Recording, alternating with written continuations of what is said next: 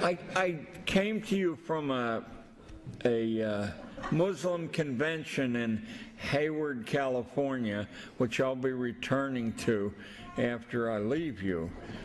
So I flew all night. I need to make all these excuses in advance. You already know about the teeth.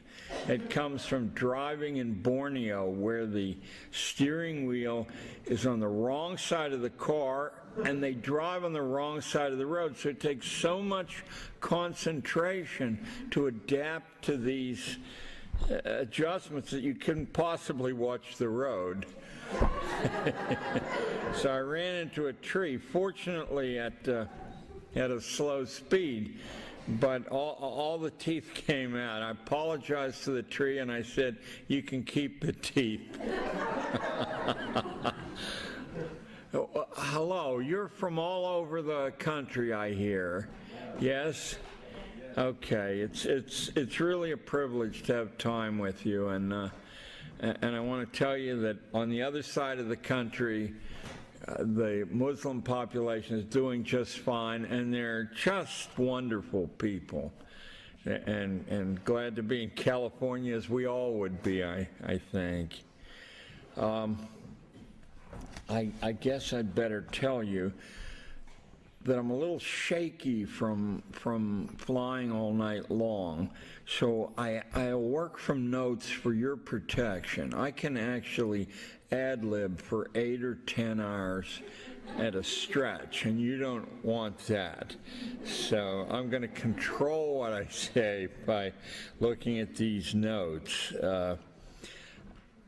Our form of schooling was designed about 100 years ago. It is not the timeless form that teacher college textbooks say it is. It was quite consciously designed about 100 years ago, and quite consciously to prevent the development of independent thought. That sounds awfully creepy, and it probably is awfully creepy, but the people who did this thought that they were obeying not God's will, but evolution's will. Darwin and the Darwinists had already established that about 95% of us are evolutionary dead ends. So we got in the way of the good breeding stock, and we had to be occupied in ways to keep us out of their hair and trouble.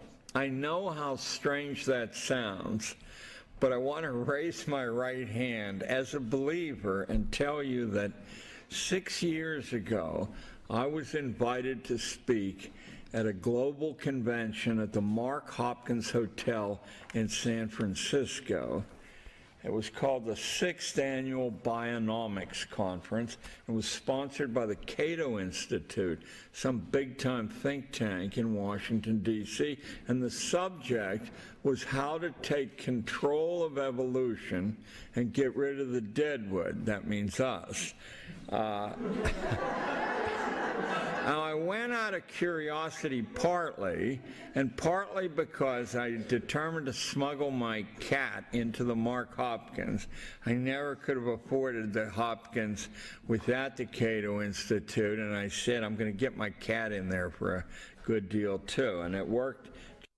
The final speech at that conference, this is San Francisco, not more than 6 years ago, said that we've got to turn up the stress on ordinary people because that discourages them from breeding.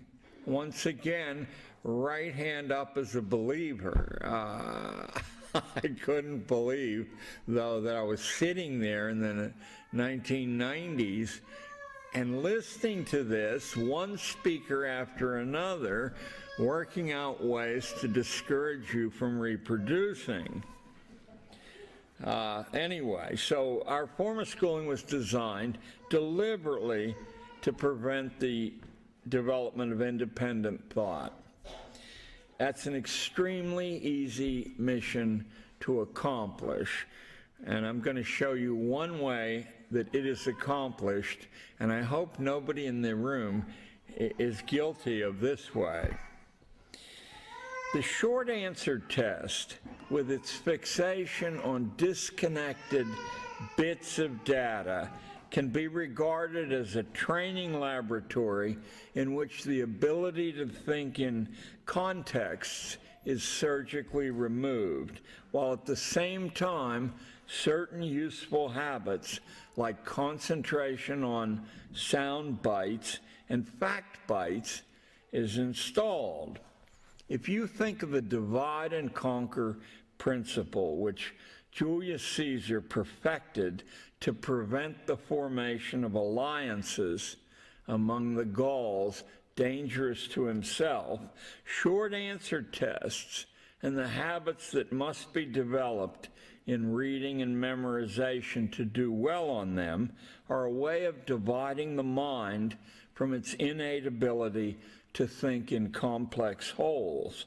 Only men and women practiced in complex thinking, which cannot be reduced to bits of information, can ever challenge the status quo successfully, and who would want employees like that?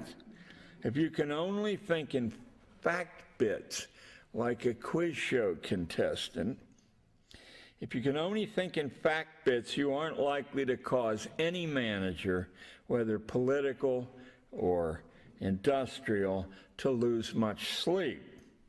Short answer tests also degrade the teaching business into a trade by regulating what teachers have to concentrate upon if their students are to have a chance to do well on those tests. Short answer tests effectively foreclose a student's need to read and think for himself or herself. He need only read what he is told and think of the answer that's going to be required. What is being tested actually is obedience and memory, not the quality of mind. Now, I don't have a mind good enough to think of that myself. Let me tell you what the source of the ideas I just communicated to you are. In 1898, that's 106 years ago, Cambridge University in England came to this conclusion and decided to segregate, compartmentalize their degrees into first-class degrees, second-class degrees, third-class degrees, and ordinary degrees. If you're the kind of person who wants to walk out of Cambridge with your degree stamped ordinary, then you'll probably approve of that method. However, the short answer test, although it could be given and continued to be given at Cambridge, no longer counted for the first, second, and third class degree. It was utterly irrelevant whether you scored 100 in every single short answer test you took at Cambridge. Wasn't irrelevant to the ordinary degree, but a first, a second, or third could only be demonstrated by showing the quality of your mind in an essay that displayed not only grace in writing, but original synthetic ability to draw conclusions. Isn't that interesting that that happened 106 years ago, that all of our lives are infested with short answer tests? What are they called? High stakes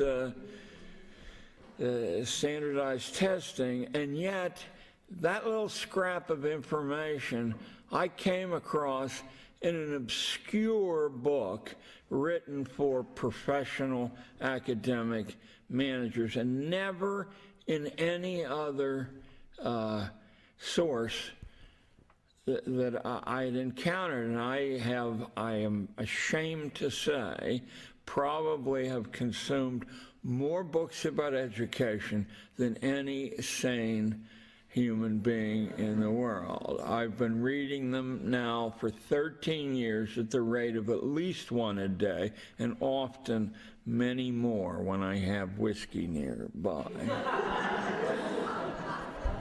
So you get an idea how the suppression of independent thought, that's not the only way by far, but since that's a way that's very active and highly publicized at the moment, I thought that's the one that I would bring to your attention. The history of modern American schooling is a history of deliberately prolonged childishness imposed on young people for reasons that its architects considered wholly benign.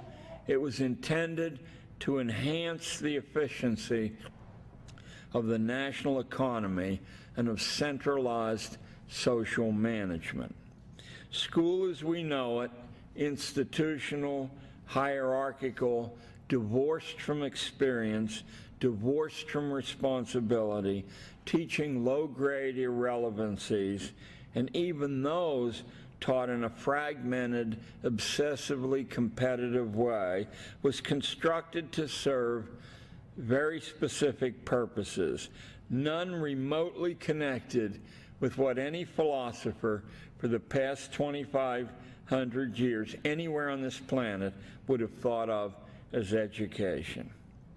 Centralized institutional schooling, which the public has been carefully and exhaustively conditioned to think of as interchangeable with the term education, was sold, and not without great difficulty, to a liberty-loving American citizenry about a century ago under the rhetoric of liberal reform. The public was told that it would revamp the class structure, leading to widespread equality of opportunity and income distribution. School, however, has never done what it officially claimed to be doing. Quite the contrary, it has set the class structure in stone by culturally stratifying the population from early childhood and by monopolizing good jobs for its favorites, jobs which it distributes not to the meritorious, but to the best behaved. School has sought with some success to define human value as a quality of paper pencil testing. This clever intrusion into society has lasted just about a century now, not from history's beginnings, not even for 200 years. For just about a century, we've had this peculiar template, and it has produced great wealth for corporations as a product of the efficiency which it bestows upon management. Efficiency both in labor and in consumption. That's the invisible kicker in a mass production economy. Everybody who's read Marx at all knows about what has to be done to labor, the radical incompleteness of the laboring lives. But what we never pause to think of is the utter necessity when those machines run full time, spewing stuff of various sorts out, to have the rest of the population utterly addicted to consumption and instantly dissatisfied with what they've purchased. Those of you who own a computer know well what I'm talking about. It's urgently necessary that almost immediately upon your acquisition of a computer or a car that you learn that you've made a hideous mistake, that there's a master chip out there and it's coming down the line and it's about to obsolete your purchase. If you read Tracy Kidder's Soul of a Great Machine, how many people read that in here? Kidder, I mean, that book's what, about 15 years old? Kidder studied the production thinking of the people who put the computers out. He says they never release a computer until they already have its successor designed and ready to go. and then they watch the sales curve, and when is that an asymptote at the top? I mean, I'm going back 50 years.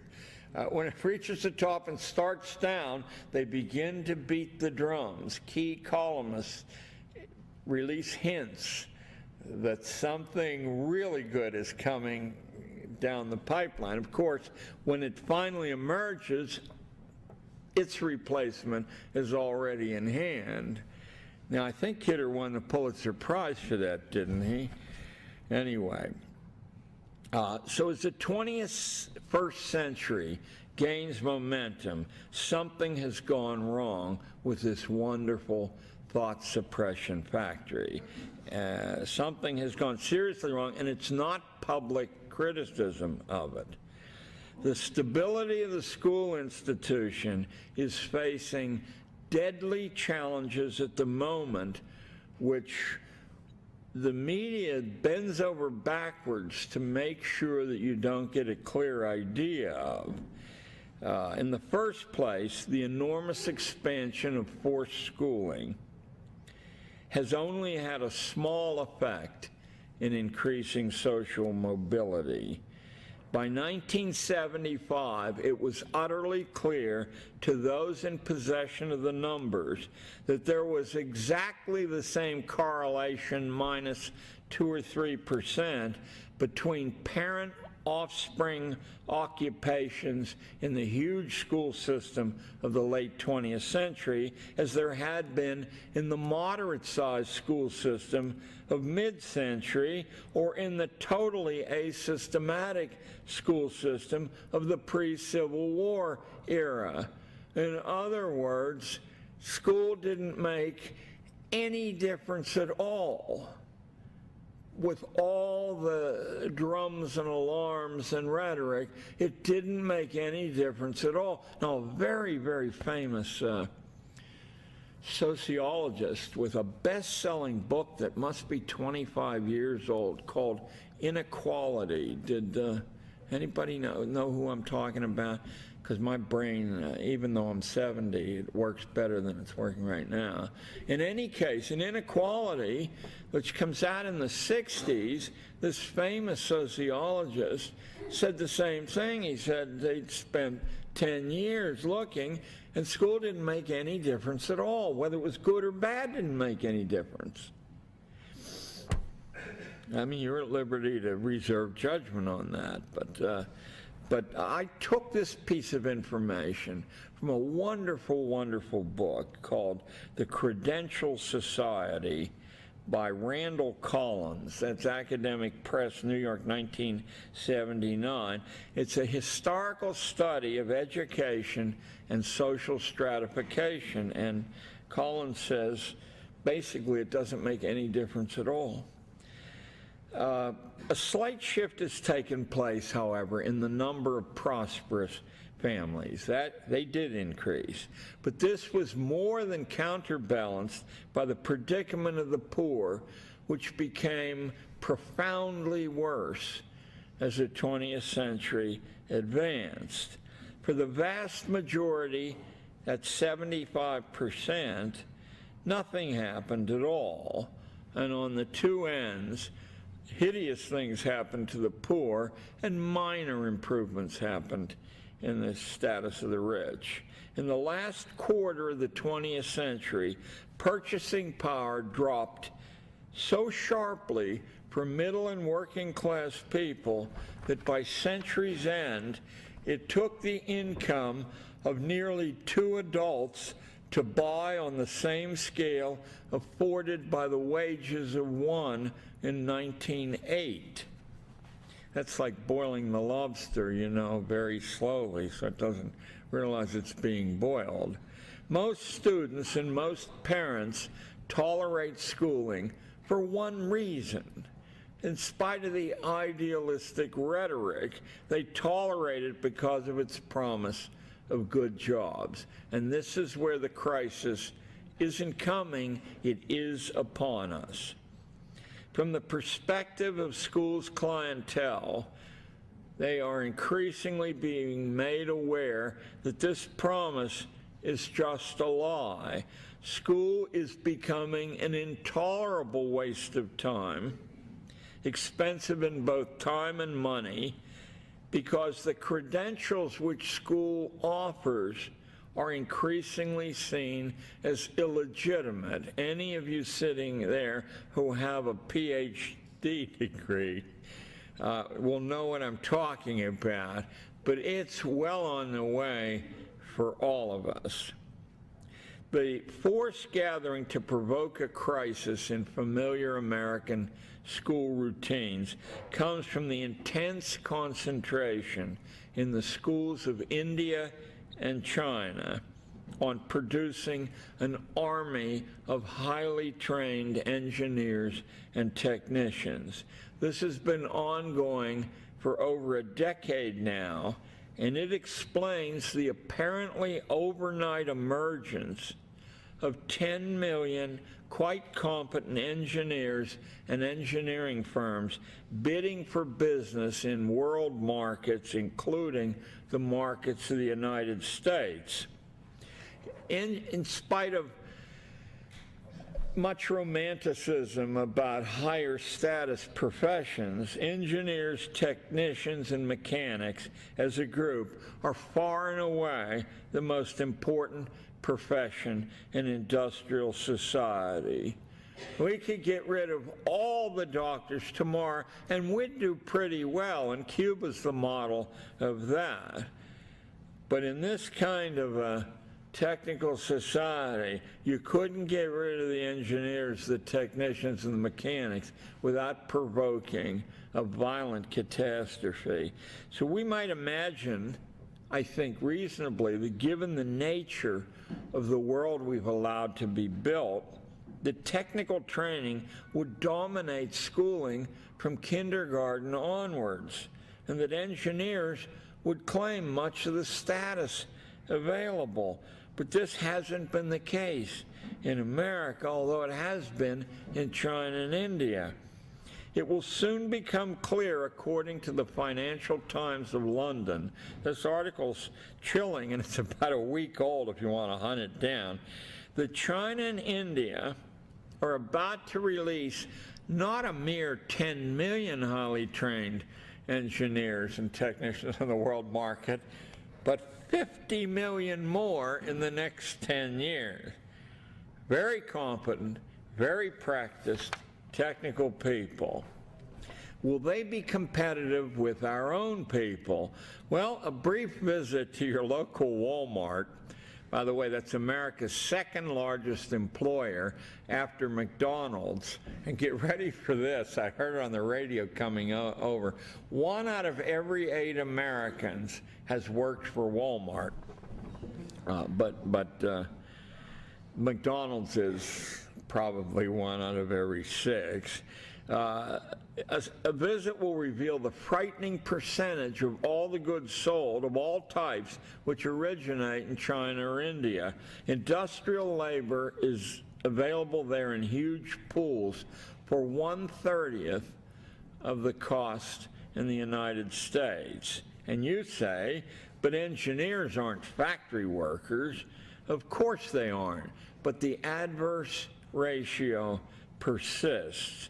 Chinese engineers charge, on average, about $10 an hour compared to American engineers who charge, on average, $66 an hour. Are the American engineers better than the Chinese engineers? No. Will American labor be competitive with the onrushing 50 million willing to realize so much less for their time as they descend upon nations to tackle the technical demands of a technologized global system? Can a large middle class be sustained in the United States if American incomes are reduced to counter this permanent challenge? The capitalist economic theory says that something wonderful called creative destruction will take place. That is, millions and millions of American families will be wiped out, but miraculously, from an unseen quarter, a new form of employment will rise. That is gospel at the Cato Institute. That's Joseph Schumpeter, who's surely one of the handful of influential academics of the 20th century. Creative destruction.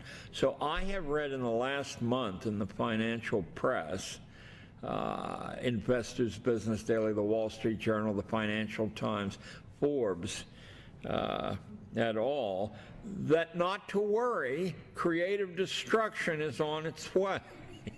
Well, now, that sounds like a religious notion to me, which you take on faith. Nothing wrong with faith unless you have faith that there's going to be dinner on the table next week from some miraculous source. I was raised to believe God helps those who help themselves. Anyway, can a large middle class be sustained? No. No. The industrial work can be done at 1/30th the cost here, and the highly skilled work at 1/6 the cost.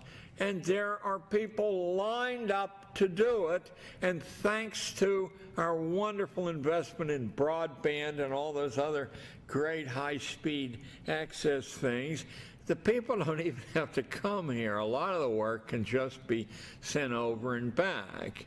If you're in the publishing business, is anyone here in the publishing business? You will realize that the lion's share of typesetting now for books and magazines is overnighted to India, and then it comes back at, you know, a dime on the dollar, and you can't tell the difference unless you're a typesetter, and then you can tell the difference because you have a cup on the street corner.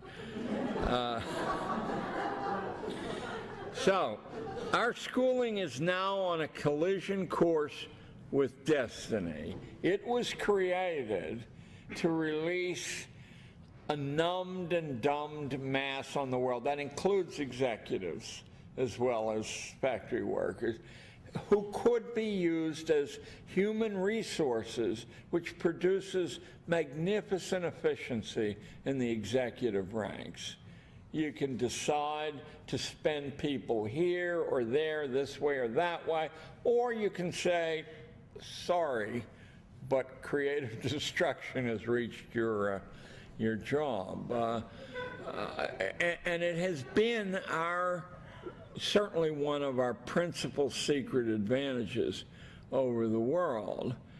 But we are now faced imminently with the loss of enormous numbers of jobs that create our middle class, which was another secret, I think, of our libertarian outlook, is that we weren't beholden to a master group.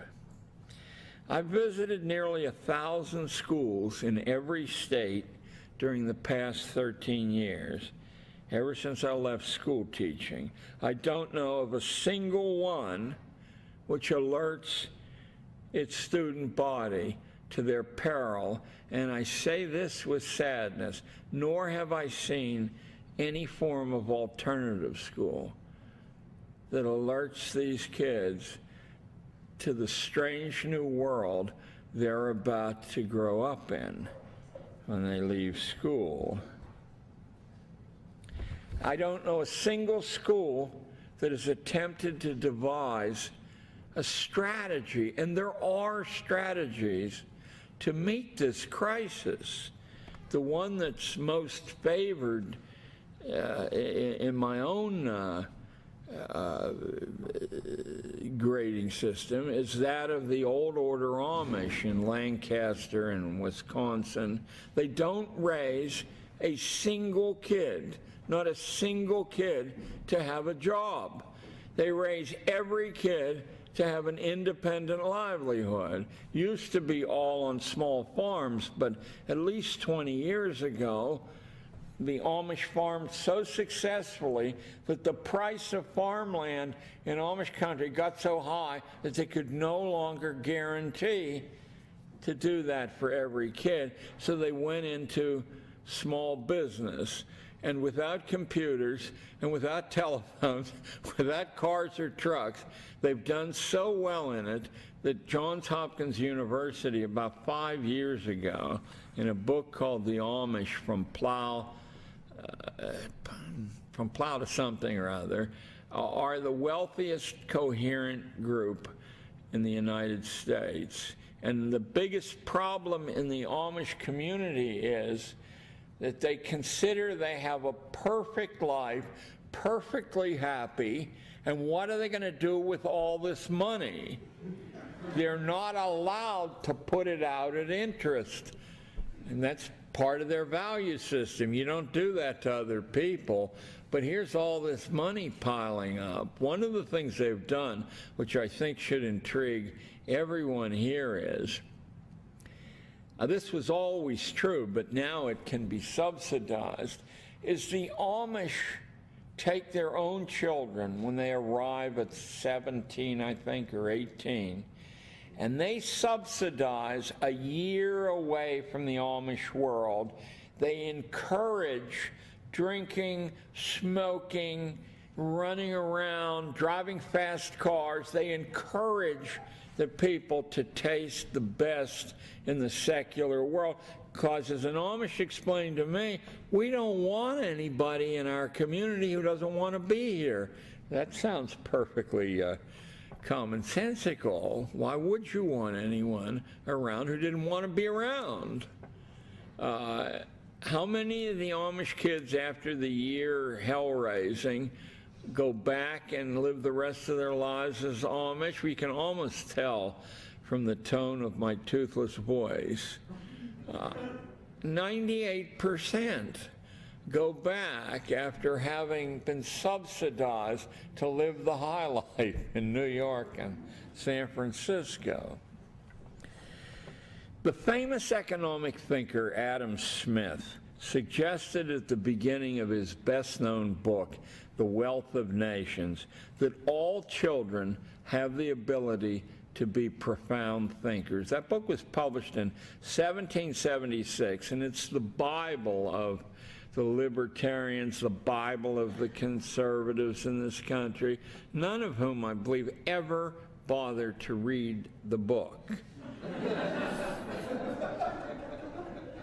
Because if they did, they would discover, among other things, that Smith says that all kids have innate genius, and the bell curve is deliberately created by the opportunities offered those kids. He said the difference between a street sweeper and a philosopher is only a matter of, I'm quoting directly from Wealth of Nations, habit, custom, and education, not one of genius and disposition. All children, Smith continued, share a talent for curiosity and wonder. All are gifted in conversation. All are very much alike. These are Smith's words, up to the ages of 6, 7, and 8, until some are deprived of fit subjects for thought and speculation. Now, the most controversial thought I hope to leave behind with you is that the cherished childhood that many of us sacrifice quite a bit to protect is a curse on children. It permanently disadvantages them. Nothing on earth, such as adolescence, ever existed until it was invented approximately in the year 1906 by an absolute lunatic who looked like a lunatic, the founder of Clark University, the school for psychologists. Somehow or other, I put his name out of my head, and if you know what it is, don't remind me, because he depresses me so much. Adolescence was deliberately invented Would you like a little proof of that? George Washington, who was considered by his contemporaries to be of average mental gifts, started school at the age of 11. The first subject he studied was trigonometry, but George was a dull boy.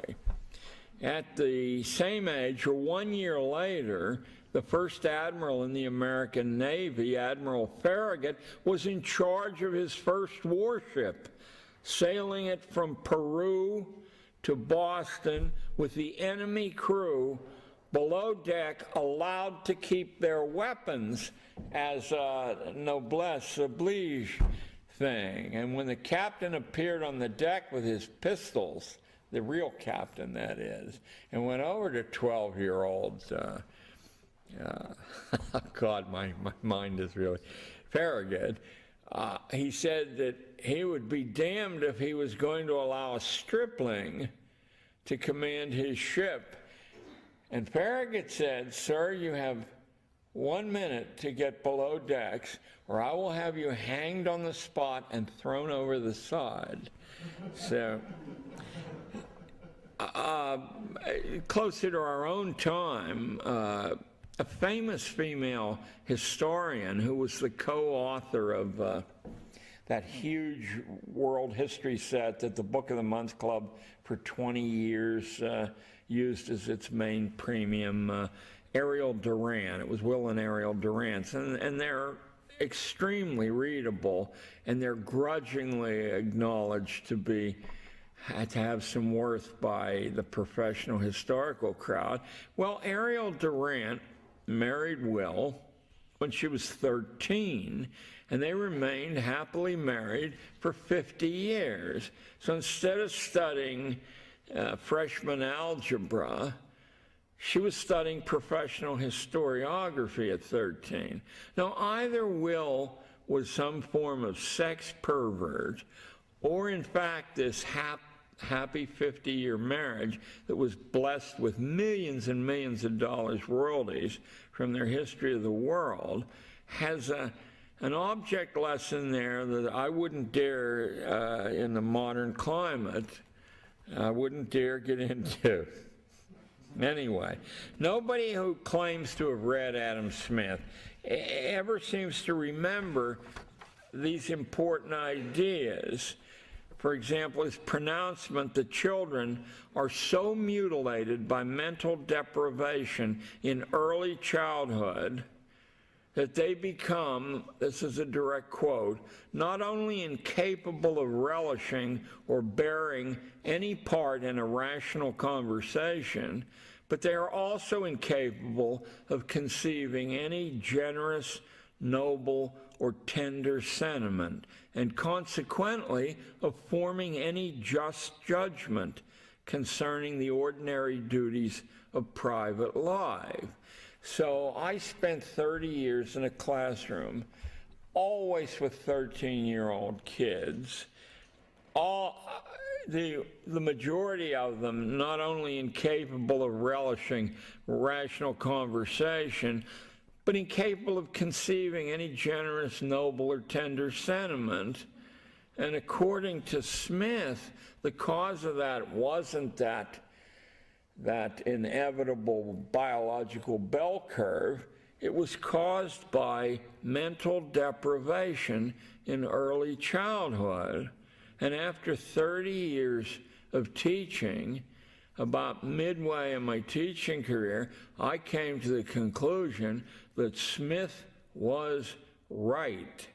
And I instantly shifted my 13-year-old, mostly Harlem-derived kids from a New York City 8th grade diet to exactly the same diet that I had been offered at Cornell and Columbia, where I took my degrees, in seminar courses.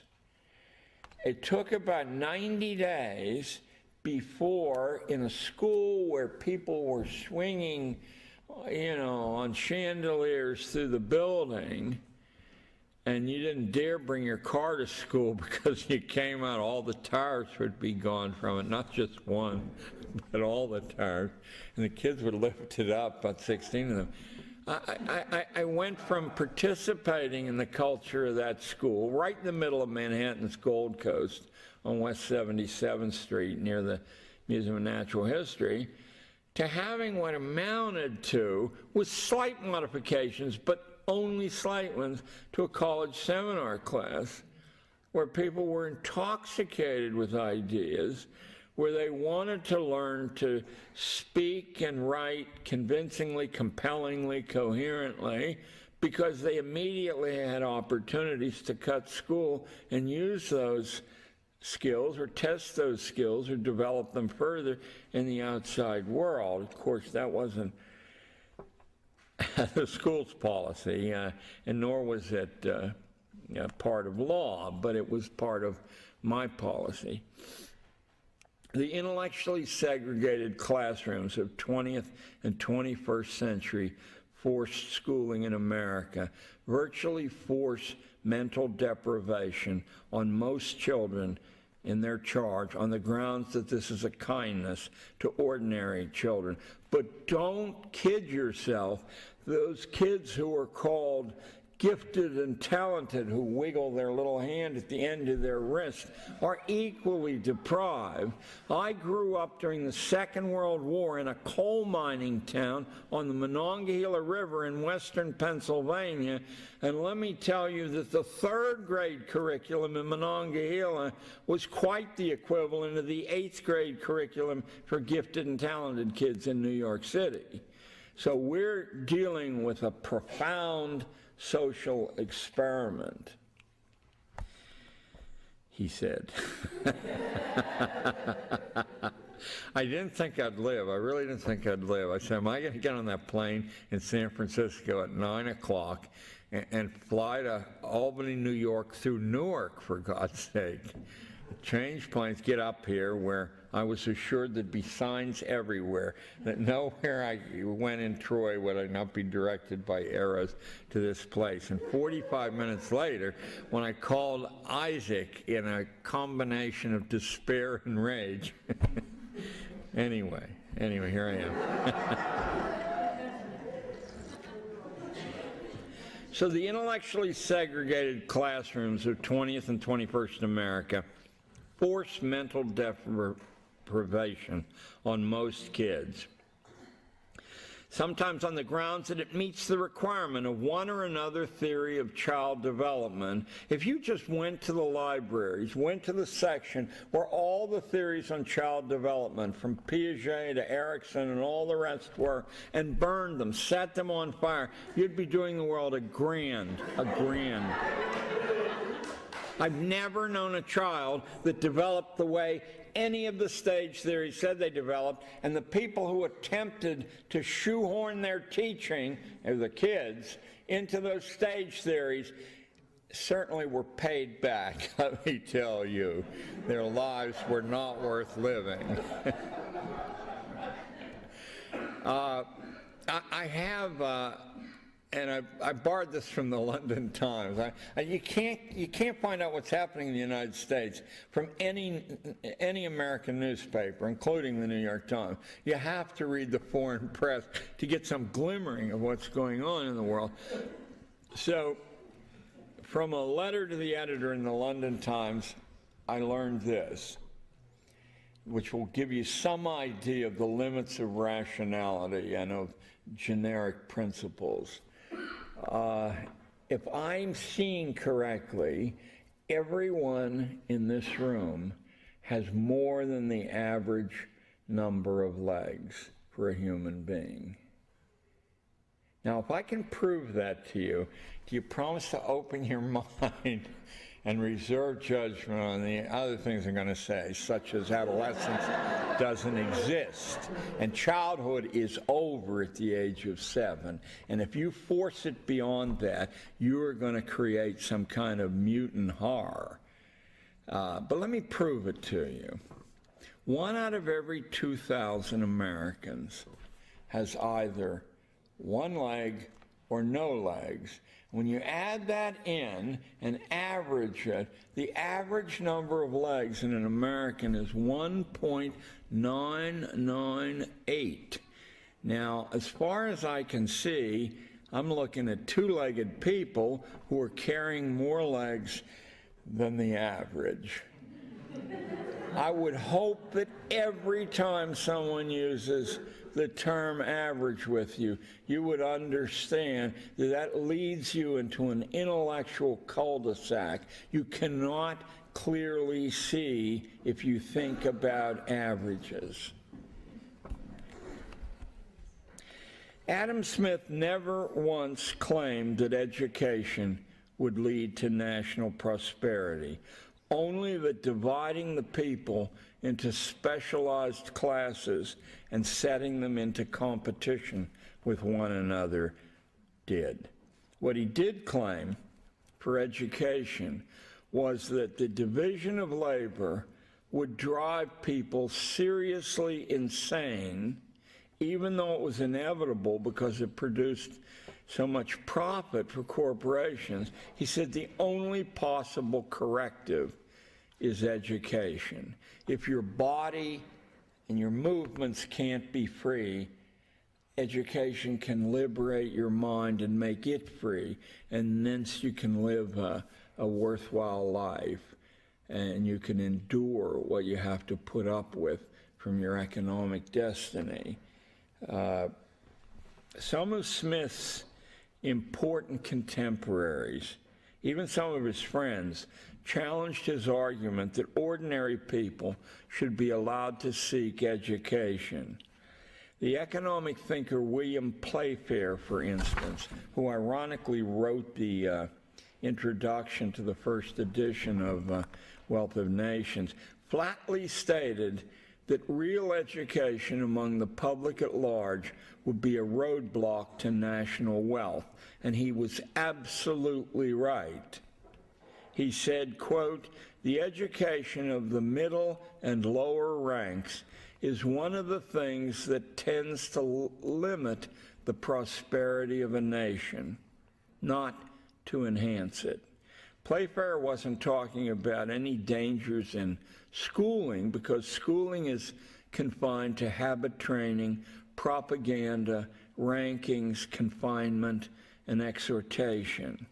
Those are the weapons of mass instruction. He was warning about real education, the development of independent judgment, which arises from an ability to think comprehensively in context, not in bits of information and facts, informed by a knowledge of history, philosophy, economics, political science, natural science, literature, and of course, theology. A proper schooling, said Mr. Playfair, and don't you love the irony of his name, would only teach negatively. That's a direct quote. It would never allow working people to read sufficiently well to understand the words they do read. About 15 years ago, when I became utterly certain that the kids who scored on the top of the standardized reading exams, for the most part, could not read unless their parents were skilled and loving readers. They could not read. They could pass reading tests, but they couldn't read. I devised a way of testing whether that hypothesis I had was true.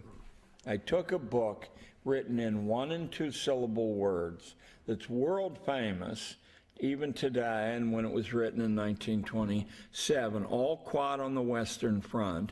The chapters are about 1,000 or 1,500 words long. There's plenty of leading between the lines to make the book longer so they can sell it for more. And it's from the point of view of German teenagers. Nothing could be more accessible than All Quiet on the Western Front. I then devised a test using this cunning Italian strategy. remember, Machiavelli somewhere hovering in my background here. I studied the type of question that was asked on the standardized tests, and you don't have to do that very long before you see that there are really only half a dozen types asked. The wording is different, but they're after the same thing in the question over and over again. So let's say, for the sake of argument, that a standardized reading test is seeking 6 types of information. Well, I knew from my periodic dabbling into the world of linguistics, which you always run screaming away from, but still I knew that there were approximately 150 types of information in a reading section. And they really are classified. They have Latin names and things. But here the test was only asking for six qualities of information. So I made up a test drawing on types of information that a standardized test didn't ask for, but none of them were tricky questions, unless you think, what's the name of the person telling this story? I mean, if you think that's a tricky question, then I was full of tricky questions. After 2 years of applying that test to the gifted and talented children at IS 44, Caddy Corner from the Museum of Natural History in New York City, the highest grade on the short answer test that I ever got in 2 years was 30 out of 100. So I said, to what extent have they actually had blinders built in that they can't see the information? So in the 3rd year, in the 4th and the 5th, I said, it's an open book test. And it's only on the first 10 pages, which only have about 220 words on a page. And if I tell you that most of the people in the open book test couldn't get but 1 right out of 10 questions, and the real stars could get 4 or 5 right, I thought I had stumbled across some real form of animal training that's applied over and over again. The sharper the mind, the more it sees that the payoff is in getting the right answer on the test. So what would a sharp mind do confronted with Moby Dick? Would it really struggle with predestination and, you know, God's hand in man's affair? I don't think so. You'd scan for the kind of information that you knew was going to be on the standardized tests. And fortunately, since the same information is on over and over again, I mean, you don't have to be too smart to figure out what it is. You wouldn't see the rest of the book. And that, I submit to you, is what our form of animal training has done to the best and brightest among us. When you see somebody who's an exception to this rule, they are invariably an exception because their parents know how to read or anything else. You never let an Italian ad-lib, or I'll have to ask Jerry to lock the door, we'll be here till midnight. Okay, so Adam Smith's first biographer was attacked by the British establishment for encouraging ordinary people to learn how to think and therefore to participate in politics. And his biographer, a guy named Dugald Stewart, who was a famous Scottish philosopher, I believe, Stewart said no, he didn't want that at all, that he was anxiously desirous of preventing the danger of such an evil, of allowing ordinary people to participate in the political process. There was a reason that America needed its first revolution, and you've just heard a big part of it, to escape the slavery which ignorance or schooling imposes. An ignorance imposed on ordinary people for many centuries back in their homelands, and nowhere more skillfully and comprehensively than in England. In the long traditions of the Western world, there are only 3 morally legitimate reasons to school children at all. The oldest of these is to make good people. Think of that as the religious purpose. Whatever differences religions hold from one another, all preach of some transcendental realm beyond the material, a spiritual essence which speaks to our need for love, for identity, for charity, for courage, and for other eternal human yearnings inexplicable by any science. Reverence for this invisible realm has been a constant across the human record. There's nowhere you don't find it. In secular circumstances, such a state can be evoked through the study of poetry, music, dance, architecture, painting, the contemplation of nature, stillness, and solitudes. A school doesn't have to be overtly religious to celebrate this religious mission, which I'm calling the first purpose. It only needs to acknowledge that rationality has sharp limitations and that people who lead rational lives usually find they're leading hollow, narrow, thin lives. Education, as opposed to mere schooling, is partially about the development of an active inner life that strives for transcendence. So it's independent of any material circumstances. And the book I'll assign you to read, if you haven't already read it, is Marcus Aurelius's Meditations. Here, the wealthiest man in the world, the most powerful man in the world, the Emperor of Rome, writes a book that's still in print and widely read that says that nothing money can buy or nothing power can earn has any importance at all. That none of it produces happiness, that all of it produces addictions. That to be free, you need to be free of. Well, take it from Marcus. He was the emperor of Rome, and believe me, if he was still the emperor, he'd make you take it. The second purpose of legitimate schooling has been widely acknowledged in modern times. It's the development of good citizenship. The models for this ideal come out of classical Greece and Rome, where each citizen was thought of as a little sovereignty.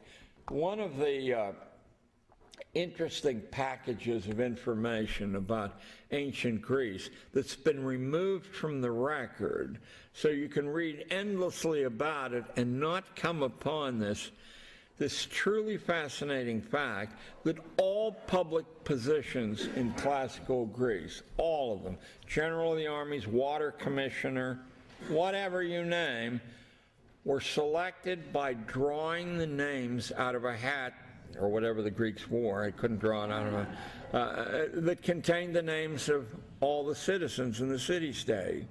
And if yours came out and it said Water Commissioner, no one wants to hear, I don't know anything about bringing water to the metropolis. You better learn or you're not a citizen anymore.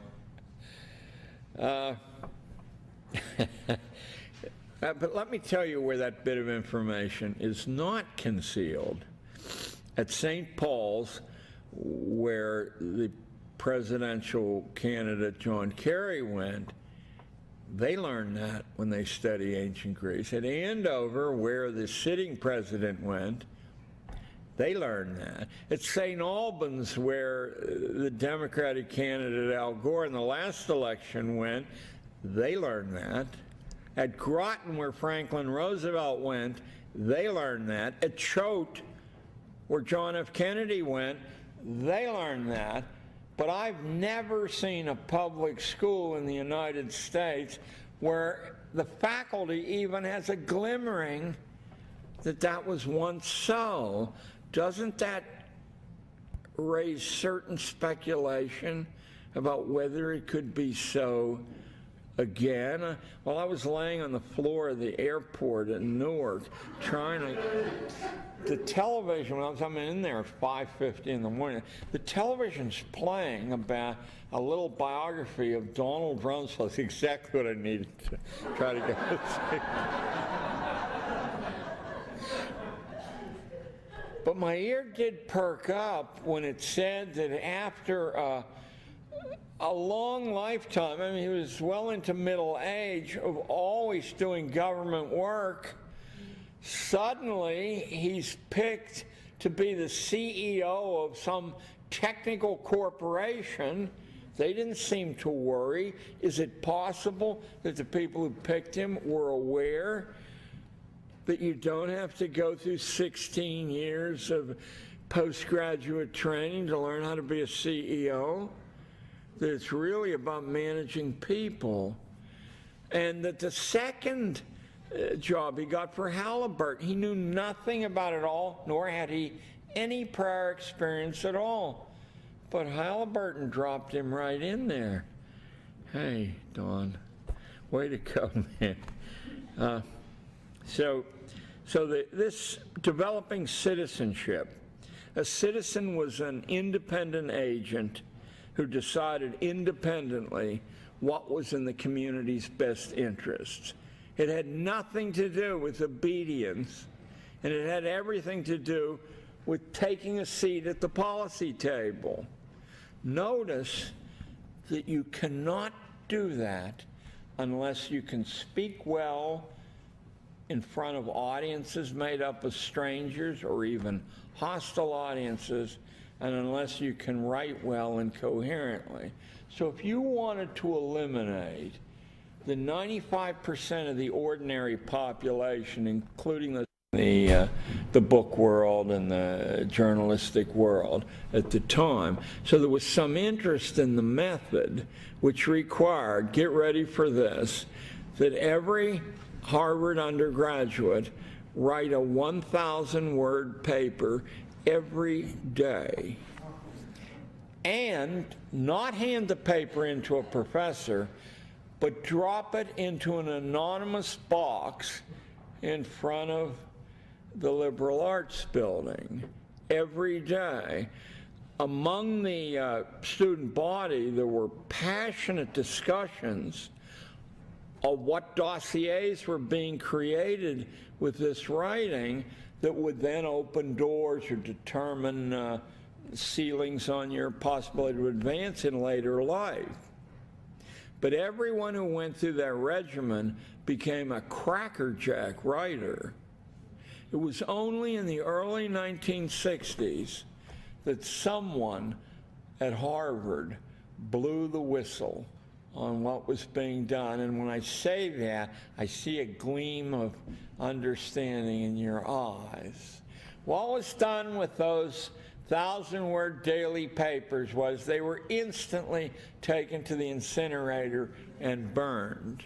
The very act of doing it taught everything that needed to be taught. And I'll tell you, after 15 years of running a high-level intensive speaking program with Harlem kids, that all my input that I felt wonderful about and really, you know, I mean, I probably have it somewhere in a book, didn't amount to 1% of the incredible advance I saw among these kids that took place simply by having twice a week to go somewhere in New York City and make a public presentation in front of strangers, or go back to their own elementary schools and make public presentations or direct plays. Any way to just exercise the facility, and then the feedback that comes from your audience allows someone who's awake to make changes, and the improvements are natural. And if you have some doubt about that, don't try to tell anybody or this old bird that you actually learn to drive by getting a driving permit and then having a high school course in driving. When you're out there with the madmen on these Albany freeways, in and out, the swirling, the hundreds of decisions that have to be made, many of which put your life in peril or your health in peril there, and almost nobody crashes. I know there are a lot of crashes, but almost nobody crashes. I read books when I drive, and that's worse than drinking when you drive. I used to drink when I drove because it was so much fun, but I had several horrible accidents, and in the last one I lost my right hip, so I said I can't do that anymore. So now I read when I drive, and it's much more dangerous. 15 minutes. I've been told that I have 15 minutes, and that couldn't possibly finish in 15 hours. So why don't I let you decide what the agenda will be for that 15 minutes? I should tell you about the third and the fourth purpose, though. So let me do that real fast, and I'll step away from the script. The first purpose, recall, is the religious purpose to make good people. That's by far the oldest and the deepest and the richest. The second purpose comes about approximately at the time of the French Revolution, and that's to make good citizens. Good citizens aren't people who mind their P's and Q's. They're people who can argue effectively in the public marketplace of ideas, that they demand a seat at the policy table. That's who a good citizen is. I've never seen a school that aimed to develop that kind of person. The third purpose, so that's the public purpose.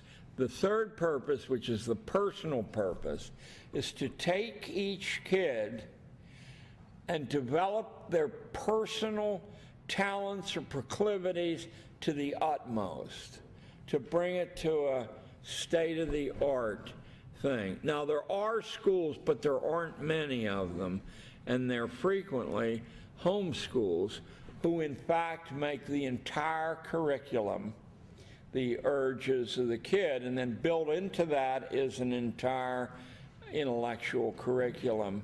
I mean, the kid has obligations, but the kid determines. Some of the most famous people around were reared that way, raised is the way I want to say it, but I was told in school that was wrong. Anyway, the most prestigious scientific job in the world today is the head of the Human Genome Project. That's Francis Collins. And Francis Collins was raised on a remote sheep ranch in Western Virginia, never saw the inside of a school until he was almost grown. And the curriculum was simply this. Collins and his three brothers, the rule the mother laid down was all four of them had to agree on what they were going to study. And then they would study it single-mindedly until, when? Until they were tired of it. And then they would decide on something else. And in this strange zigzag fashion, Francis Collins not only grew up to star at Harvard. Harvard had no trouble accepting him, but he had no trouble rising through the ranks of competitive science to being the head of the Human Genome Project. That was his curriculum. Whatever you feel like doing, you do, but you do it seriously, whatever it is. The Colfax family, are there any homeschoolers in here? The Colfax family in north of San Francisco, it's Boonton, California.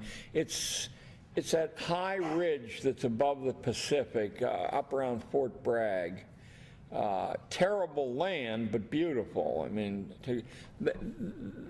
he got blackballed for being some kind of a radical college professor.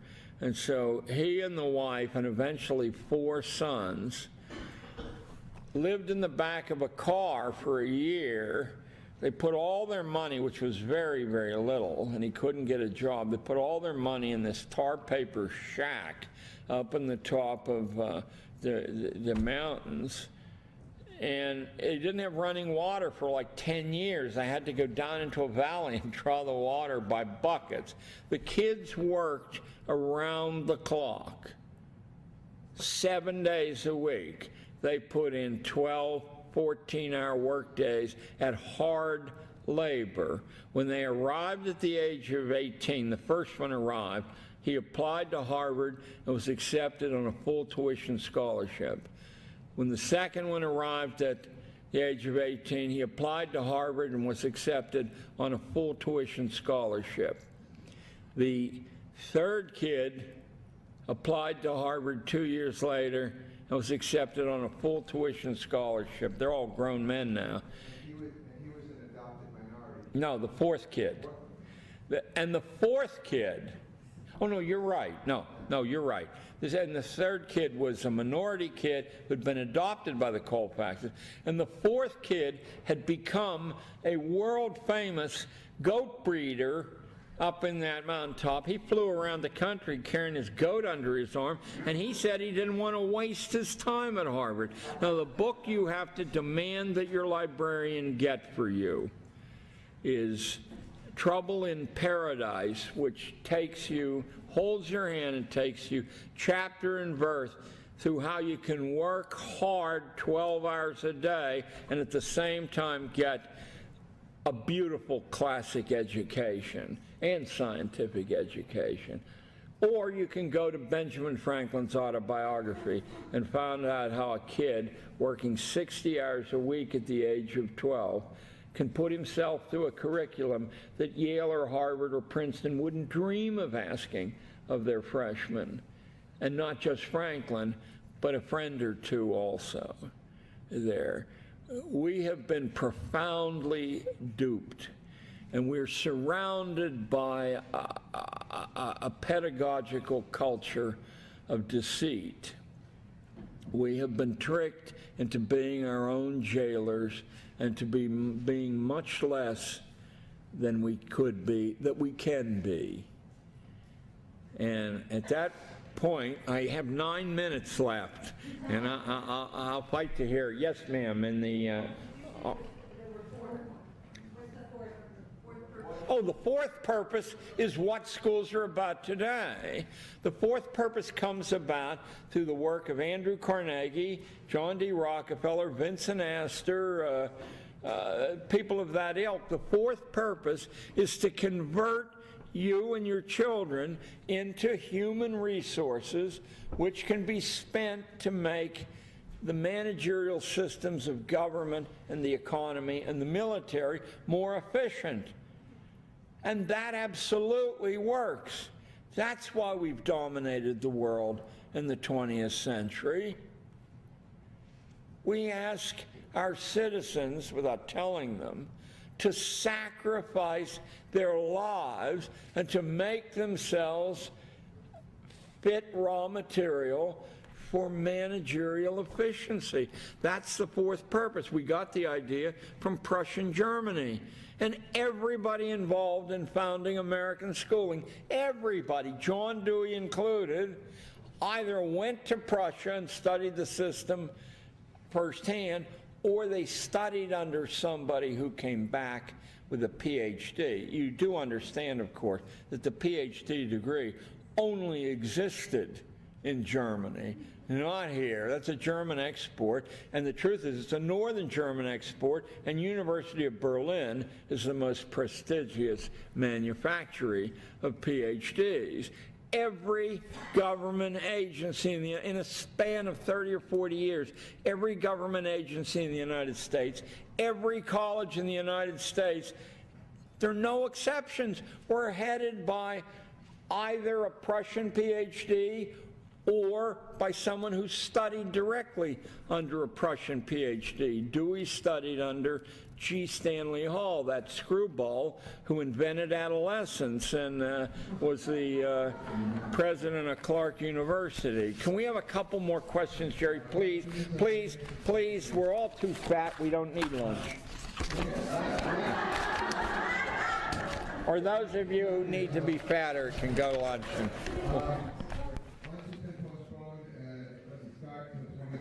We want to have over by 2.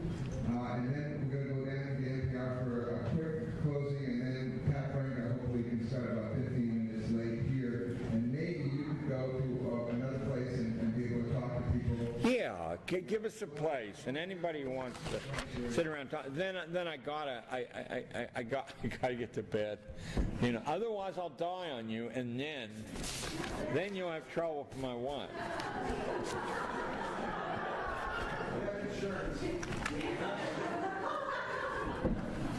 Hi, this is actually a question I'm also going to ask Mr. Frank later, but I am a homeschooling mom in New York State, and there is standardized testing which occurs in 4th or 5th grade. How do I homeschool but have my child deal with these standardized tests? First, again, I'm drawing on my Machiavellian background. The assumption that if you don't study for standardized tests, you'll do badly is absolutely incorrect. By Adam Robinson's oversized paperback book called What Smart Students Know, and you will understand more about how the standardized test is put together. According to Robinson, you don't even have to know the subject to pass a standardized test if you know how the thing's assembled. Adam Robinson, by the way, was co-founder of the Princeton Review, and he charges $300 an hour for, he doesn't do it himself, you know, for his lackeys to teach people this. But he told me anything that he knows is in What Smart Students Know. The second thing is that homeschoolers regularly do about a standard deviation better nationally than private school kids who do about half a standard deviation better on the standardized test. My source of information there. And always let your kids challenge you about where, they got to be polite, but where your information came from. You know, it's a wonderful brain developer. There's a mild-mannered fellow out west who produces statistical studies of homeschoolers and has, what's his name? Brian Ray. Yeah, and he really is mild-mannered and rather harmless in a nice way there. So he doesn't have an agenda other than the fact that he loves homeschooling, and I believe he's a religious homeschooler himself. Is that true? Yeah. But I've met him a few times, and it's like Sam Blumenfeld. You know, it's a nice encounter, and, you know. I just want to say that at my school we had no curriculum and non-compulsory class attendance. My students improved on standardized tests 2.5 times the national average. It happens because as you educate yourself, and don't believe for a second that anyone can educate you. You take an education. It is not given by anybody. No grade school can educate you. It is an act of will to be educated, and it's an act of habit training to be schooled. And you should talk to your kid about that. That's why when your kid has some passionate interest, no matter how wacky it is, that what's being developed there, that close attention to nuance and detail, it's priceless. Dan Greenberg of Sudbury has a classic story in one of his 150 books, I can't tell which one, about a kid who did nothing at Sudbury except fish. Nothing. Never went to class. Never was seen with a book. He went down to the lake, and they have a lake on their little campus, and he started to fish, and he fished all day long, and then the next day he went and fished, and he fished all day long, and after 5 or 6 years, I guess his mother got a little nervous, and she said, well, all he knows how to do is fish. And Dan has, I'm not going to spoil the surprise for you. In fact, call Sudbury and ask Dan which of his 150 books that story's in. And Dan goes through the catalog, in fact, of what he's learned about the effect of the incidence of bites according to the angle of the sun in the sky and the shadows on the water. And it goes on and on and on. Remember, Dan was a physics professor at Barnard College, so he should know. One or two more questions? Anybody? Don't you want to know about the 2,000 Muslims I spoke to? Yes.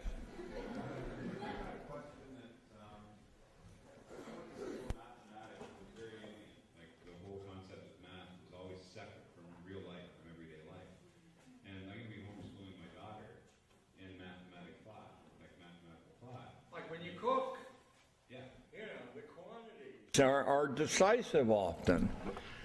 So what I'm actually looking for is that, to think in terms of calculus, to think in terms of number theory, and that type of thing, actually I've never seen somebody teach calculus in a real way, right? It's always graphs, it's always Cartesian coordinates, it's always algebra, it's always that.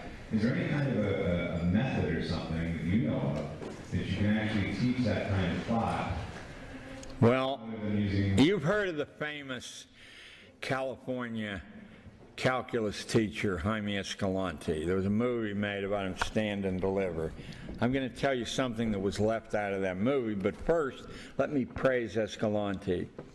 Not only overweight, but wearing a golf hat, and he has a Peruvian accent, and now he's with the toughest kids in the Los Angeles school district, never ate off a tablecloth, and are ready to fight day after day. So it's an impossible situation. Inside of 2 years, Escalante's classes were the highest scoring classes in calculus on the advanced placement tests in California, and get ready for this. In the United States, including private school competition, Escalante's classes were number 3. 2 years from 2 and 2 is 4 to the best calculus class in the country. What they left out, they show the passion, which I do think is a part of it too. But what they left out is the method that Escalante used. And I happen to have heard of the method from the man who invented it. It was an Air Force lieutenant colonel who flunked calculus himself 3 times. And he said to me, I knew that I wasn't stupid, and that it was the method that was causing this crossed wire thing in my mind. So this guy mortgaged his home and used the money to create a calculus program that's in widespread use across the United States, but only among homeschoolers. It's the Saxon calculus program. John Saxon was an Air Force lieutenant colonel who flunked calculus 3 times. Jaime Escalante, with his passion, applied the Saxon method to a group of extremely poor and combative children, many of them illegal Mexican agricultural workers, and inside of 2 years, they're number 1 in California, when we're talking about Beverly Hills and Bel Air and all those places, and number 3 in the United States. We're talking about Groton and St. Paul's and Choate and Gunnery and Hotchkiss. I have no interest at all in learning the calculus, although I had the world's foremost structural engineer, who I took a course from up at City College. Mario Salvadori was his name, had a whole page in Who's Who. He died about 10 years ago. Say to me, John, I could teach you the calculus in 3 days, but because you don't believe that, he said, in 3 years of hard study, you wouldn't learn the calculus. There, he said, it's extremely simple. The truth is that the emphasis on schooling and draining the public treasury into the schools not only works against the interests of kids, works against the interests of families and working people. The attention of the government ought to be on full and decent employment. And let me tell you that when people have those needs taken care of, they're much, much more receptive to improving their mental state or their character or whatever. What else does... so that means what? Everybody... No, see, the difficulty is, and as I say, it's a fascinating question, but the difficulty is that requires days, that requires a conference on that question, and you want to hear everybody's. What I'm not is a medicine man, and you should all feel hostile toward anyone who brings you a list and says, if we only did this. The more money you put into schools, the worse they become. I was in 30 years inside those buildings, and every time we got a fresh infusion of cash, the situation for kids got worse. Now that sounds like a radical opinion, but let me show you what the mechanism is. What do you spend the cash on other than more intrusions into the kids' thinking time? And the intrusions themselves are poisonous. I mean, we have abundant illustrations of people who reared themselves and had splendid educations. Franklin is laying there to be tapped. The Colfaxes are. The more you intrude in a kid's life, the more you say, this is what you need to know to pass the SATs, the more wrecked the kid becomes, the more irrelevant this thing called education is, because there is no correlation, none at all, between school grades or SAT tests and anything in future life. In fact, in many instances, there are negative correlations. The better you do in this area, the worse you will do in the reality of it. Yes? What do I do to reverse the damage in my own education? No. The acoustics aren't great here. I'm saying, what do I do to reverse the damage of my own education? Because I know I think... Well, we all are in that boat unless we had parents who themselves were liberated from these pernicious assumptions. I've been working at it, I don't know, I guess 40 years, and I'm 70 years old, but and I'm certainly not where I wish I was, but when I look back on the incomplete me's in the past, I'm just aghast. I mean, I entered public school teaching straight out of Cornell and Columbia, believing that the human race distributed itself on a bell curve, that it was a kindness to stupid people not to ask them to think, etc., etc. I never wanted anything to do with mothers and fathers because they got in the way of, you know, my working day. And slowly, bit by bit, I cured myself of most of that. Not before horrible damage wasn't done to my own children. Both of them became National Merit Scholars, which meant they didn't cost a penny for their college education.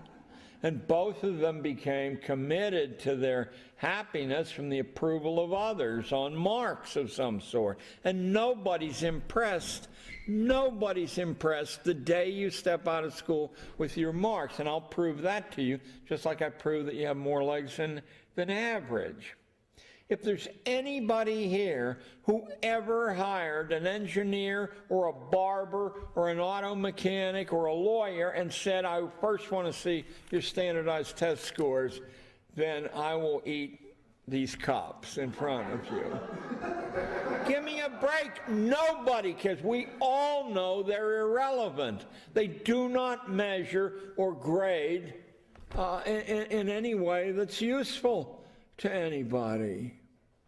Then why do we allow them to... Mirror and say, why do I allow? Why, when they tell me I have to take a standardized test, or my kid does, do I do it? Why don't I say no? Did you notice 2 years ago that when the wealthy parents of Scarsdale said, we won't take those tests, that they didn't take those tests?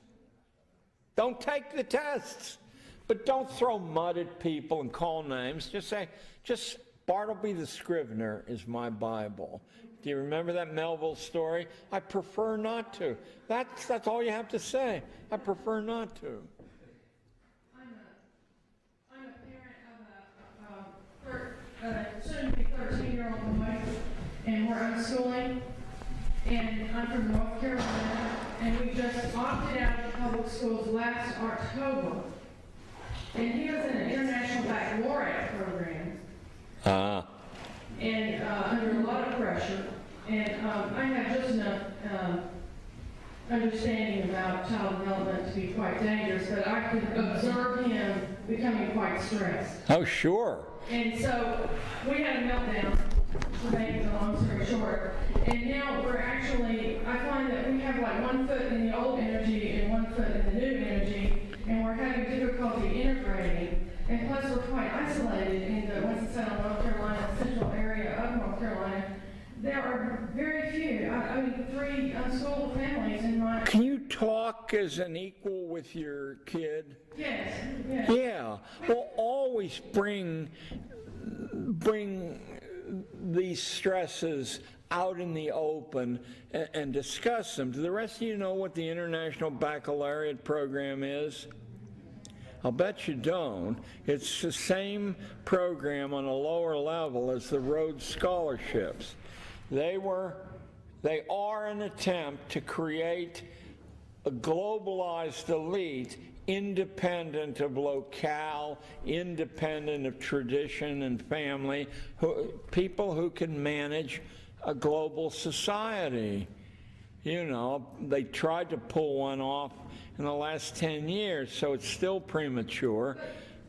The isolation is one of the things that we're having difficulty with as we have jumped from one worldview to another worldview, I guess you know. We see homeschooling as a life way. Yeah. It's a path. But North Carolina is a prominent unschooling state. Well, we have I guess I should qualify that then, because what we have in our hometown is the believers and the inclusives. Don't be so certain. I mean that. Don't be so certain. I work as often for religious homeschoolers as I do for secular homeschoolers. And it's difficult for me to tell the difference among those who are doing it passionately with their heart in it. I don't feel the sense of, you know, some divine menace when I'm with those people. Well, we were actually asked to sign a statement of faith. We were asked to sign a statement of Christian faith before we could join their... Well, I think that you have your own integrity there, and if you don't wish to do that, then you're going to have to find another group. But how far up away from the coast are you? Substantially. It would be 3.5. Asheville? Are you around there? We're actually in the center, in the very center of the state. And so what we're finding is that we're eager. We're actually... How old's the kid? militant homeschoolers. How old is the kid? 12. 12. Perfect. You read David Colfax's, and Mickey Colfax's, his wife, Trouble in Paradise, and you'll see how a totally isolated family who were really far away from any neighbors managed a brilliant life and a brilliant marriage out of it. And their kids are heavily involved now. I mean, I think one's a lawyer and one's a doctor.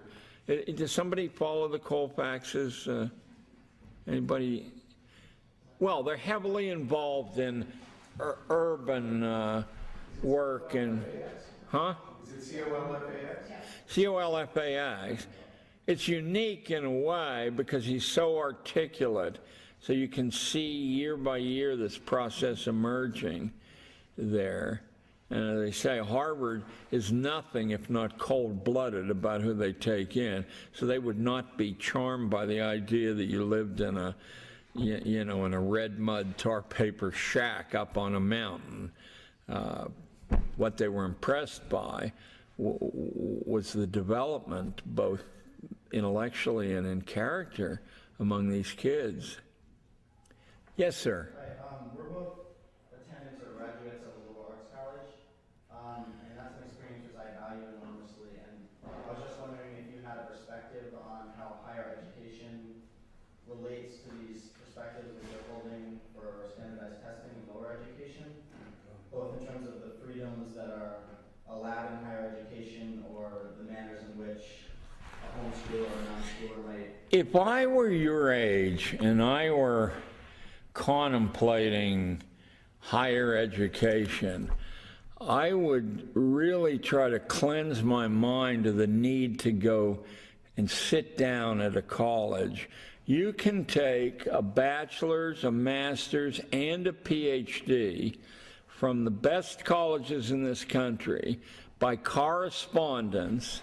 You can drop in on the college for the summer now and then, and you can go at about 35% of the cost of sitting down, and you can complete a degree in about a year and a half. I know a family who you're welcome to call, but you'll have to call information. The Swan family, S-W-A-N-N, I believe Joyce is the mother, in Salt Lake City. They have, I know it's going to kill some people here, they have 17 kids. Every single one of them had a college degree by the time they were 18, and several had master's degrees, and one had a PhD by the time, not from some cow college or podunk either. Now, I may be exaggerating. She has at least 9 kids. Yes, sir.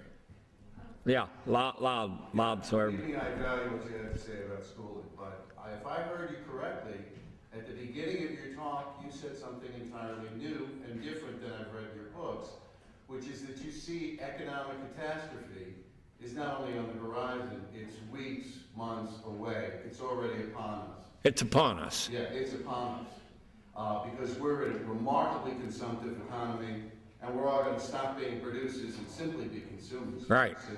Right. So take me a step or two further than that. Well, I tried to when I offered as an example of where you can go from thinking of your life's work as what someone else tells you to do. There's an infinite number of ways to be useful to other people and to make a very good living doing that. You simply have to find out what other people want and give it to them cheaper or better, or simply being the only one offering it. I had a boy in 1968 who made, he was 13, $68,000 a year. It was more than his mother and father put together, and he made the second page of the Daily News, the whole page. What did he do? Well, he wanted some money. He followed this prescription of what do people need, and he lived in a 15-story apartment building. I live in a 13-story apartment building. Every building around was 8 to 12 stories. He saw the difficulty with which older people had walking the dog every day, or otherwise the dog goes inside. Plus, he learned from talking of the difficulty people have when they go away. Who's going to feed the fish? Who's going to burp the parrot? All these other things. There are a limited number of pet stores in New York City, and they charge an arm and a leg to do that, and they're not always that scrupulous. You know, I mean, you're out of sight, you're over in who knows where, and you know, they throw the bone in the door and get out of there. So the kid taught himself first to walk more than one dog at a time, because, you know, one of these buildings will have 60 dogs in it. And then he put out a competitive bid, got some business, and that was it for his part of the dog walking. He became a broker for pet sitting and animal care. And who did he hire? He hired all the other kids who'd like to have a buck in their pocket, who can't get work. He had no trouble having his choice. I'll give you his name. He was a Broadway producer 10 years ago. I don't know what he's doing. Brian Bantry is his name there. And when kids came to me, and there's no kids in the room here now, can I say, and bitched, why did he get to do that? I said, no, wait a minute. There's 8 million people, or 15 million in the metropolitan area. There must be 20 million animals, and he's handling 300 or 400 of them. I mean, go to it. So if I might come back with a follow-up. What you're saying is that the economic catastrophe is upon us, but what's really happening might be a chance for renewal, because the entrepreneurial spirit may, in fact, spontaneously be necessary. Well, when you say renewal, that's probably accurate. It's a reversal back to the time of 1859. Abraham Lincoln spoke to the Wisconsin Agricultural Association. The British, who had come in to pay for our westward expansion, were saying, don't waste time on the poor who live in, mud-sill huts, because they can't learn anything and they'll never be part of the world. And Lincoln said in his famous mud-sill speech of 1859, which I took out of Richard Hofstadter's Main Currents in American Thought, I think, but certainly a Hofstadter book, he said, open your eyes and look around you. 75% of all Americans have an independent livelihood. And the other 25% are storing up a little bit of capital, and they're aiming to have an independent livelihood. They're seamstresses and dog walkers and fishermen and loggers, and they have independent livelihoods. They're engineers, they're small farmers. That's what the Amish never forgot. They're immensely prosperous. Their community's virtually crime-free. It's drug-free. The people are happy as pigs. They don't know what to do with all the money they have. An Amish said to me, it was in Western Ohio, it was at the Second Luddite Convention. About half the attendees were Amish, and he said to me, he said, you'd have to be a damn fool to buy chemicals. They're so expensive. You can get double the results just by knowing how to farm. And another person who wasn't an Amish said to me, he lived among them, he said if the Amish wanted to build a moon rocket, they would. Wouldn't be difficult for them at all. They just think it's foolishness. We can return to a time when we served each other rather than through the mediation of Philip Morris or Colgate or Microsoft. What are Amish schools? A little louder. What are Amish schools like? Do you think that? Well, you want to get your librarian to dig up for you a Supreme Court decision rendered in 1976. It's Yoder versus the state of Wisconsin. When the state of Wisconsin demanded that the Amish go to school, they have no schools. Do they homeschool? No. What they have are people, and the people participate in a highly productive, very, very happy and sane community. And they learn whatever they need to know. They learn how to farm twice as good as the government agriculture people. They're great mechanics, even though they keep machinery at arm's length. There aren't any Amish schools until Yoder versus Wisconsin. So the federal government starts putting pressure on the Amish and saying, you'll go to jail if you don't send your kids to school.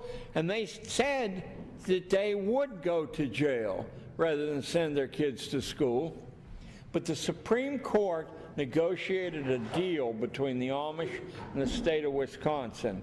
And the deal is this: the Amish will send their kids to school for 8 years, not 12 to 8. No Amish goes to college. It's a waste of time. It really is a waste of time.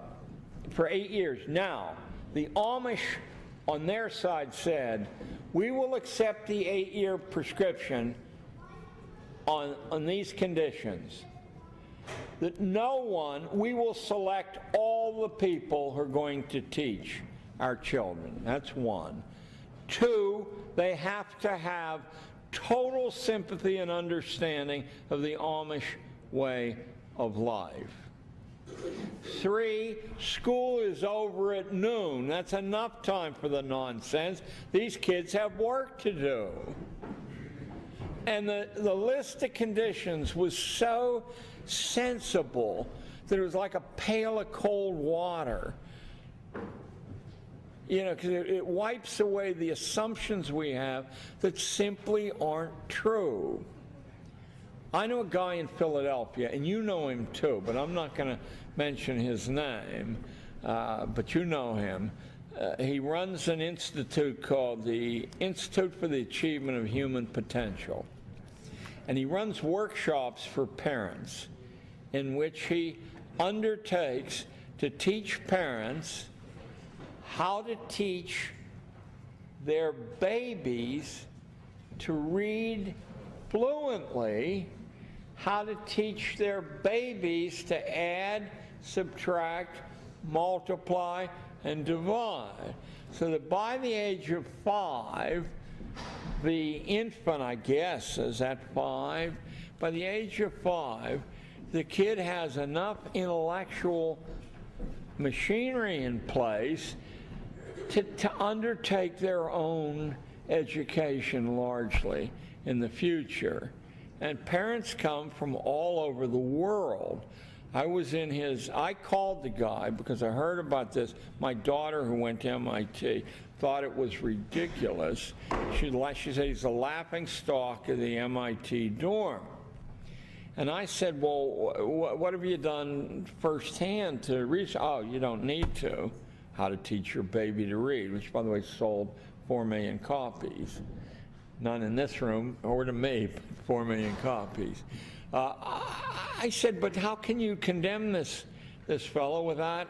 Oh, you don't need to. So I picked up the telephone, got his number out of Philadelphia Information, called him up. He didn't know me from Adam, and I said, do you ever allow people to come out and watch at work?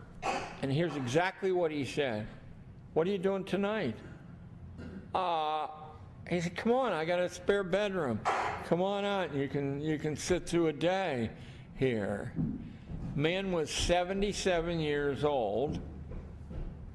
He said that teaching someone under the age of 5 to read is so simple that it's impossible to fail at it. And when he said that, it suddenly struck me that when I went to school at the age of 5 in Swissvale, Pennsylvania, near Pittsburgh, the teacher had a rule that you could read as long as you didn't make a mistake. And we were in first grade, mind you. And I never made a mistake because I could read fluently when I went to school, because my mother, who didn't have a high school diploma, taught me to read when I was about 3. And by the time I was 5, I was reading Matthew Arnold and other stuff, the daily newspaper, and liking it, you know? I think anyone would. So she came to our home and demanded that I not be allowed to participate in the class because I was ruining her class, because when he starts to read, he never makes a mistake, and now there are, no room for the other kids. So the fellow's name is Glenn Doman, D-O-M-A-N. I don't know if he'd still be alive now. If he is, he is alive? He is, and the Institute is still there. Oh, the Institute's magnificent. When he took me, it's 3 mansions, big stone mansions, butted together on 8801 Stenton Avenue in Chestnut Hill section of Philadelphia. He took me in his library, which was about half as big as this theater. And all over the wall were tributes, not from any government agency, from Jackie Kennedy saying that he had saved the life of some niece that was considered feeble-minded. Winston Churchill, I mean, it's just everywhere. And he said, I offered my services to the Philadelphia school system for nothing.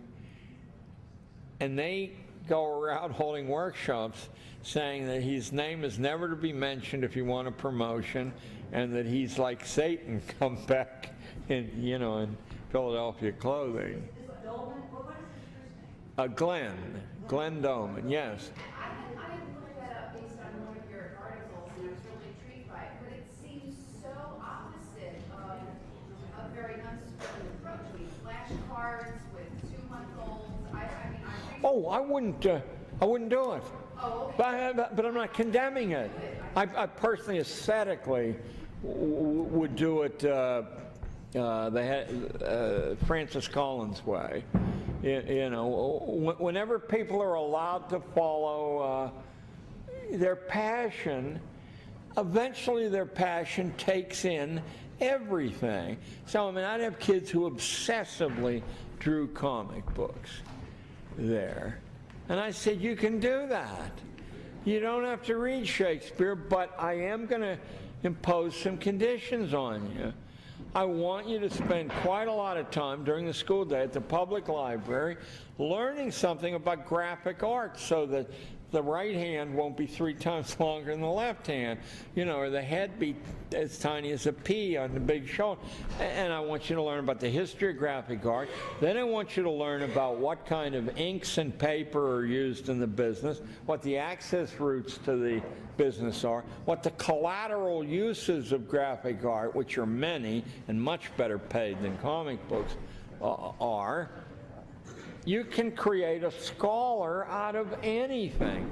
You could make the entire curriculum for a year, that ugly chair over there, and never repeat yourself once. That must be a national company. Which state buys more of those chairs per capita? Is there some cultural reason why that's so? What color of chair is most popular and where? What's a chair like that cost to make? Who's the? I mean, you go on and on and on. I mean, you're really only limited by your own imagination, and as you push your imagination like a muscle, you know, it grows. Did you confront, or what was your MO for dealing with colleagues? Great. Did you just do it by modeling, being yourself? Or? Great. First of all, it was the same as I told the kids. I said, this will disturb people if you know you're doing it a different way. So what you have to do is keep the lowest possible profile. If credit accrues to any production that goes on in this classroom, we shall give the credit to the principal, the superintendent, the librarian, and we got credit all the time. I mean, all the time. We were in the New York Times like once a week for one thing or another. Let me give you an example. It turns your whole life into a treasure hunt. I read that an epidemic of Japanese knotweed was sweeping Riverside Park and all the city parks. Well, Riverside Park was only 3 blocks from the school I taught in, and I also knew from a Japanese girl, famous violinist who lives in my building, that the Japanese think knotweed is a tremendous delicacy. I mean, they'll stoke as much knotweed as they can get down. Says, well, how can this be a plague in Riverside Park if it's a prized delicacy? Why don't we get knotweed recipes, harvest the whole park from 72nd Street to Columbia University, and the knotweed we'll put in big black bags, and with the recipes, I mean, we'll donate these bags and we'll cook some ourselves. There was a cultural reporter for the New York Times in the park when we descended on the park. Everybody had their own quadrant, and we had prizes for people who harvested the most knotweed. But you see, it wasn't a theoretical exercise. It was of use. If nothing your kids do, and I'll be sane about this, if most of the things your kids do add value to you, to your family, to the household, to the neighborhood, to the city, I guarantee you'll watch a transformation in your kids. You won't recognize them after 90 days. I mean, what they're used to doing is wasting their time, having their product consumed by someone who doesn't care about it all, and it gets thrown away. What if you thought like an animal trainer and you said, how will I discourage all the bells work? And why they work that way? Why the tests? Why the constant interventions? It's a miracle if you can get to one school period without there's no kids in here, right? The goddamn loudspeaker interrupting the class 3, 4, 5, 7 times with absolutely irrelevant announcements that could have been put on a bulletin board if you didn't look at your faculty as if they were idiot children. I mean, someone, not someone, but I'm metaphorically someone, and they were all Prussians and Saxons, and there is 1/3 and Hanoverian. They worked out how to train a human population like animals, starting with the young, and then those habits are murderous to break. You know, they keep spontaneously recurring even when you think you've broken them.